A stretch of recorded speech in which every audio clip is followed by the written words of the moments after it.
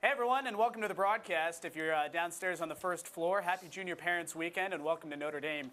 This is Irish Sports Roundtable, one of the new shows here at NDTV, utilizing this brand new space that Notre Dame has built here in the Duncan Student Center. And we're going to talk about all the issues and the major storylines going on in Notre Dame athletics as we say hello to the crew. And we've got graphics today. We are up. Look at that. I'm Johnny Soper. This is John Horlander and Austin Rooney. And we'll get started with the top story of the week, really, which is the NCAA and their decision to deny Notre Dame's appeal and the vacation of wins from the 2012 and 2013 football season. Let me just get, first of all, your thoughts on this. Austin, we'll start with you. Well, clearly it's a shame that they're going to take away 21 wins, and especially the fact that they're taking away the perfect season for Notre Dame. But I guess in a way it's good that, Notre Dame didn't win that national championship, because I think the only big issue with this would be if Notre Dame had lost that NCAA championship. At that point, you had to take down the banners from your stadium. It becomes a really big deal. It's no longer one of your, championships for college football, and that's a really big deal. So the fact that they did not get denied that championship, I think that actually, or the fact they didn't win in the beginning, is actually coming around to not be a big deal anymore. Interesting point. I hadn't really thought of that. What do you think? Yeah, and they can vacate the wins all they want, but they cannot vacate the memory of that national championship. It's a little ridiculous, right? But, I mean, if you're a Notre Dame fan, you were there for that season, the wins are vacated. Okay, we went 0-1 in 2012, 2013, but those games happened. And Notre Dame fought tooth and nail that entire season, and they won 12 games. And so, however much the NCAA wants to vacate wins and deny appeals, it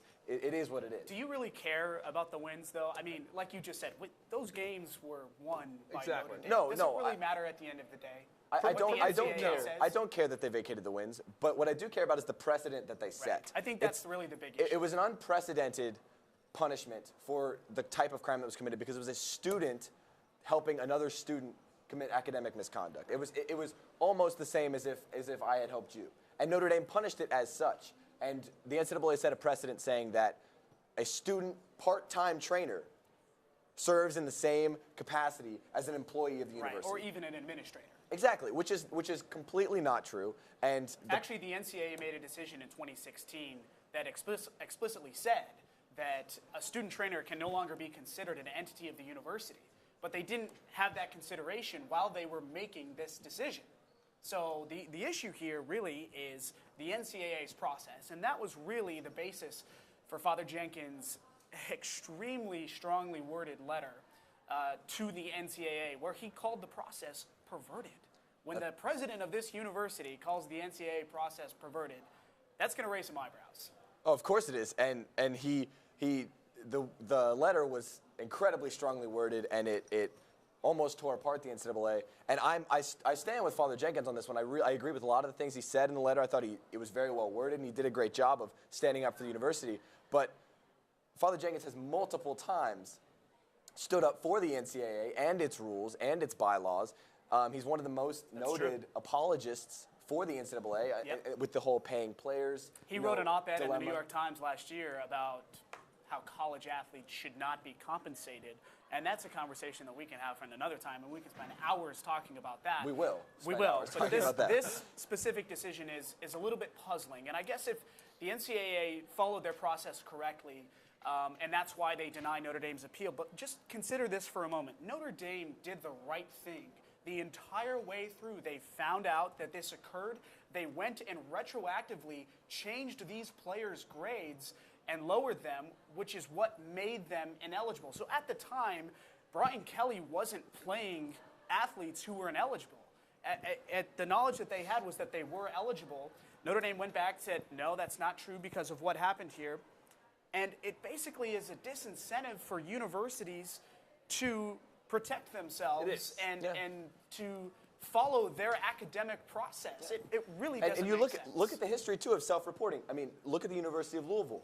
They also self-reported this incident that has almost taken down their basketball program. It has, and then you look at UNC. UNC was caught with players taking what are called paper classes or lax classes, and these are classes where you write one final paper. Take this, one student wrote a 146-word final paper. was given an A-, misused the word there. It was a possessive form of there. He wrote it T-H-E-R-E. Yeah. There were a million grammatical errors during this thing. He gets an A- for the class rating on a 146-word paper. Right. This happens constantly at UNC, and they don't get penalized. But the UNC thing was a different issue. That had to do with academic autonomy, which we all agree the NCAA should have no control over the academics of an institution. It's not an academic body. Right. The NCAA does not and have that's any basically why when authority they over that. tried their best to build a case against North Carolina, they searched for every nook and cranny. Every NCAA lawyer was searching for a reason to penalize North Carolina, but they couldn't because of the academic autonomy thing. With Notre Dame, it was a little bit different because the NCAA was saying the student trainer is an employee of the university, and therefore the institution lacked control, and so the institution should be penalized, when in reality, no, it was a trainer, it wasn't an employee of the university. And so nobody had knowledge that could have stopped this, essentially, who is an authority at the university. And so the NCAA is basically saying, well, we have to penalize you. And so it's the rules that need to change, really. We can all agree It's on exactly that, right. And I don't think that any of us here are going to say that Notre Dame was unfairly punished. I mean, Sure. these are students who These were five guys. This was Kavari Russell, Devaris Daniels, Eshok Williams, Aliyah Hardy, and Kendall Moore. Those are the players who were implicated in this process. Okay? Do any of you think that in 2012 and 2013 in those football seasons, those five guys played a significant role No, I mean, in it's not Notre like Dame's Manti victories? Te'o's getting Did they? Come on. No, really? okay, no. I mean, I don't have the numbers in front of me, but those Notre are Dame did big not names in Notre win Dame those football. games because of those five guys. That's fair. That's fair. The vacation, it doesn't make any sense. I mean, it's not every It's goal. basically just like, you know what, we think you did something wrong, so we're just going to piss you off and make this decision. Is it anything other than that? I don't think so. Again, I think it's a bit of a harsh penalty. But at the end of the day, these wins, again, we know they happened.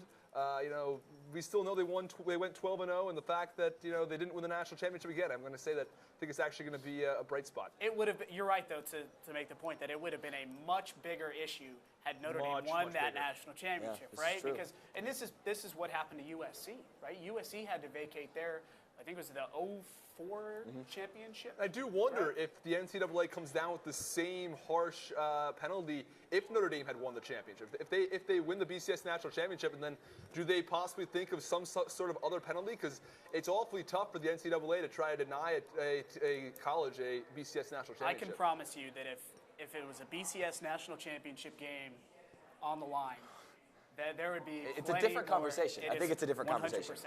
So with that, we move on to a somewhat happier topic, which is Notre Dame women's basketball, who have been playing extremely well in the last dozen games or so.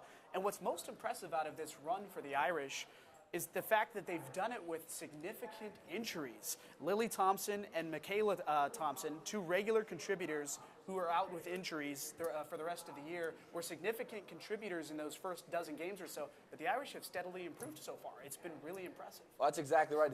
It's been next woman in the entire season. You had Michaela Vaughn, who played a huge role last year for the Irish, tore her ACL 6 games into the season.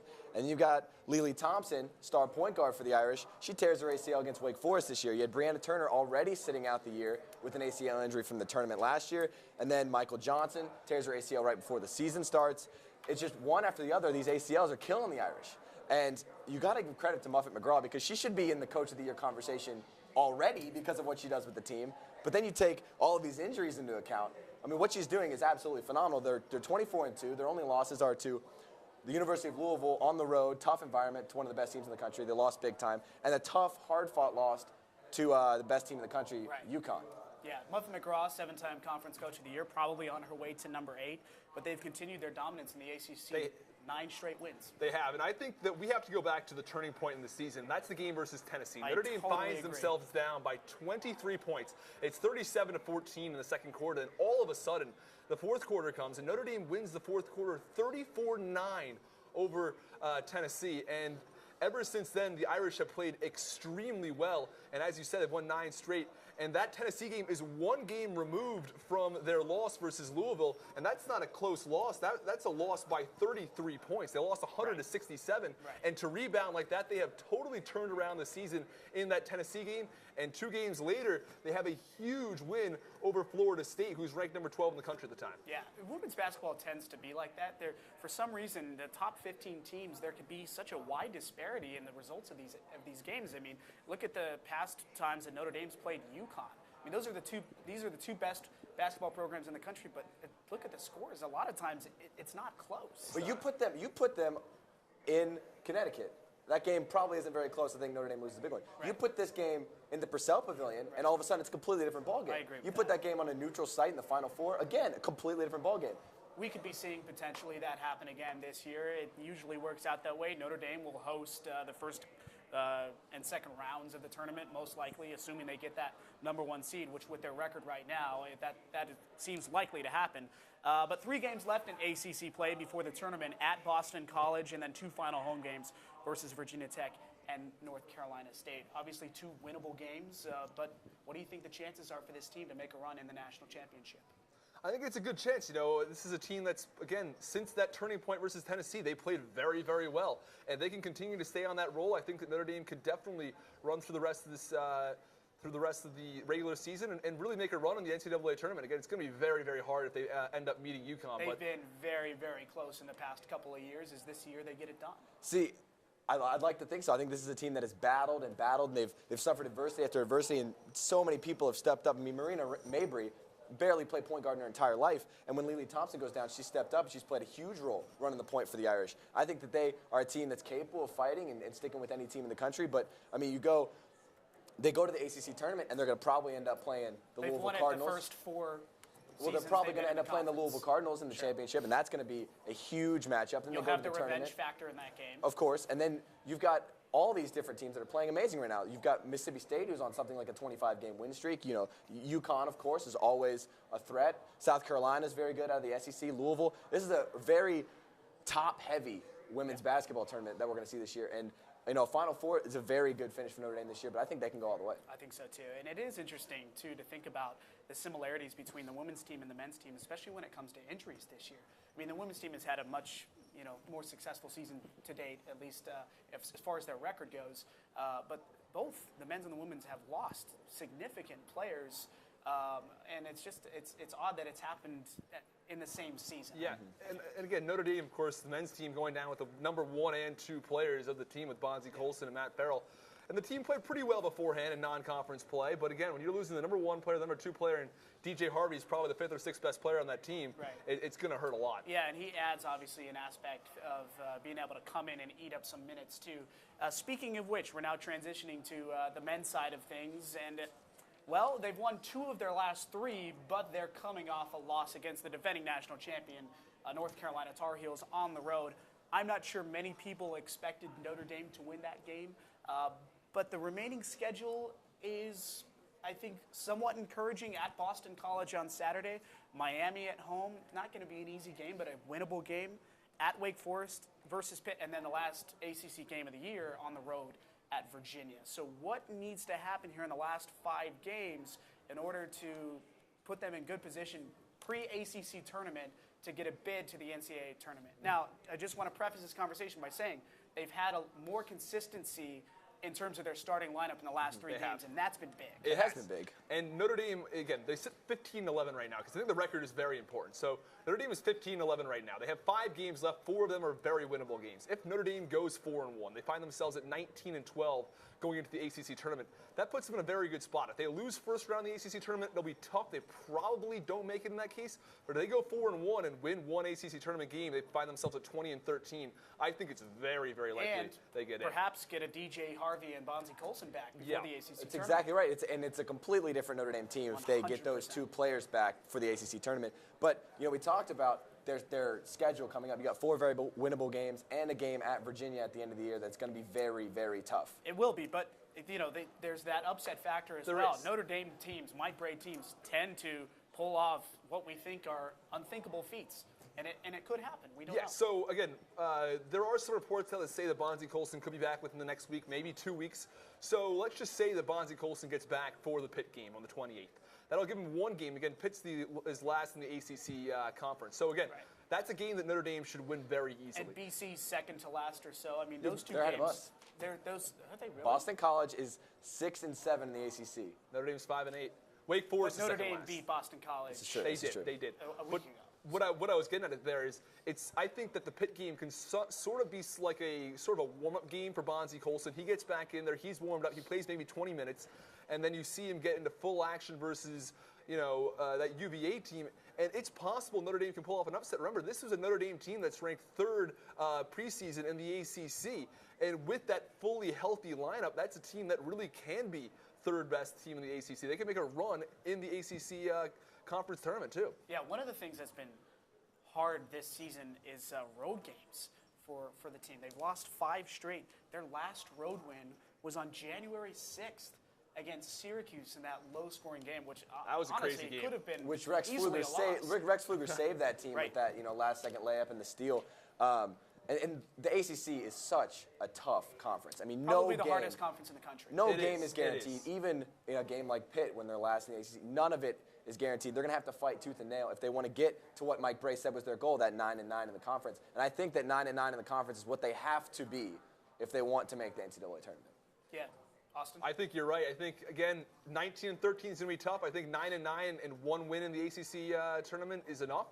But again, we'll have to see. It'll be tough for Notre Dame, though. But if they get Bonzie Colson, DJ Harvey back, they're in a very good spot. How about, John Mooney? Yeah. Oh, my goodness. Against North Carolina, 6 for 6 from the three-point line. Yeah, this is a guy who's been stepping up big time, more so than I think we thought he was capable of doing with all of these injuries. Yeah, and he's now averaging in the ACC 8.5 points a game, over 5 rebounds a game. This is a guy that's playing very, very well in ACC play. Ever since Bonzie Colson went down, he has been that number 1 guy up. He has become the team's power forward in Bonzie Colson's absence. And again, this guy's a sophomore. If you go back 2 years, Bonzie Colson's coming off the bench as the 6th man. That's the position that John Mooney's in. You go look 2 years down the road, TJ Gibbs is a senior, John Mooney's a senior. That could be a really, really good team. All of a sudden, opposing teams have to worry about John Mooney, something that I don't think Nobody thought expected was that at the beginning of the year. season, right? Yeah, and I think that one thing that will really help Notre Dame is consistency. They've had a lot of fluctuation, as you said, in the starting lineup with injuries and stuff like that, but even with performances as well. I mean, against Florida State, Notre Dame had a very, very strong performance. They shot the ball very well. Farrell with 28 points. He was 10 for 15 from the field. Career high for Farrell. Fluger and Gibbs both had 19. They were 20 for 24 from the free throw line. All around, they had a great game. They turn it around. They go to North Carolina. It's a different environment, but still, everyone besides Mooney and Gevin combined for 8 for 41 from the field and just 30 points. Yeah. Mooney and Gevin combined for 36 points and 14 to 17 shooting. Out of nowhere, these two guys step up after not playing very well comparatively the past few games, and everyone else just falls off the mat. Gibbs was 1 for 9. Farrell was 3 for 18. He had a really tough night shooting. I think that the Irish really need to get some consistency back in their performances, get the confidence back, and I think that will serve them well heading towards the end of ACC play. I agree, and I think this BC game comes at a great time. On the road, chance to pick up a road win, but also a chance to pick up a road win against a team that, let's be honest, they should be, right? And when things are down, I mean, it's been true my entire life. When things are down for Notre Dame, Boston College is always there to pick us back up. They were there to get us off the schneid the first time, and I think they'll be there again. And you got to thank Boston College for that. I mean, they're great for it. America's second best Catholic university. I would include Georgetown, but I don't think they're a Catholic university. But that's a conversation for another time. All right, so since it's the Olympics right now in South Korea, I want to get your guys' thoughts on if you had to put together a curling team for Team USA using Notre Dame head coaches, who would you use and why? Curling, it could be actually luge or bobsled, whatever. Okay. What do you think? I don't know. I would think it would be very interesting going with First of all, what sport? what sport? Yeah. So What you're Olympic sport are putting we playing? together Let's a go, team. actually, let's go the skeleton. I think like Okay, so you're talking about front no, facing. luge. We're gonna Okay, go luge, feet first. Feet first. Okay. So I'm on gonna your see back. Brian Kelly would be quite a good guy in the luge. You can see it. No. No, I can't see it, but go ahead. No, I Luge see is your point. Go about ahead. speed. Mike It's about speed. Let's face it. Gravity Muppet ain't helping McGraw? them out. It's true. I think if you take a curling team of Notre Dame head coaches, I'm going to take mixed curling. Okay. I think that Muffet McGraw, she's the sweeper. and with Mike Bray thrown, I think the tandem of the two head basketball coaches, that's an unstoppable curling team. That's the true power duo in American curling. But I think I agree. I rest my case. Yeah. Bray and McGraw, two of the greats, been at Notre Dame forever. Who's your 4-person bobsled team? Oh, man. I'll go with Jim McLaughlin as an homage to you, since volleyball is your third favorite sport at Notre Dame. And let's see. So I'll go McLaughlin, four head coaches. McLaughlin, I'll go Mick Aoki from the baseball team, just because show baseball some love. They get their season started this weekend at LSU, right? I'll go Bray, just because Bray's a legend, and Muffet because Muffet's a legend. Hall of Famer. That's 2 Hall of Fame coaches right there. I know. Yeah. Well, anyways, I think that just about wraps up our conversation for today. And we appreciate everyone tuning in. We're on campus cable now, channel 53, campus-wide. You can watch us in the comfort of your own dorm. And welcome all the parents who are here at Notre Dame for the weekend. And thanks for taking a look at us while you're perusing through this beautiful brand new facility here on campus. For Austin Rooney and John Horlander, I'm Johnny Soper.